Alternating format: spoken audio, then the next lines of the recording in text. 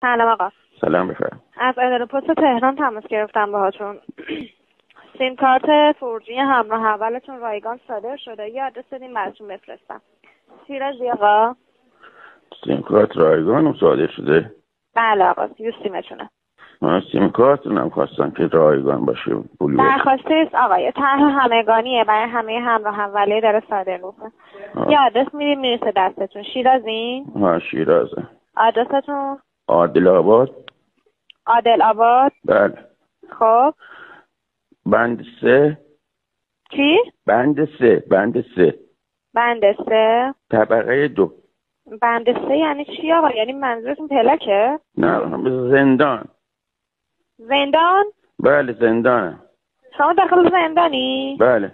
مگه میشه داخل زندانم چیزی برای کسی فرستاد؟ من چون میدونم، شما میگید به آدرستون بدید. آقای دشتی. ها.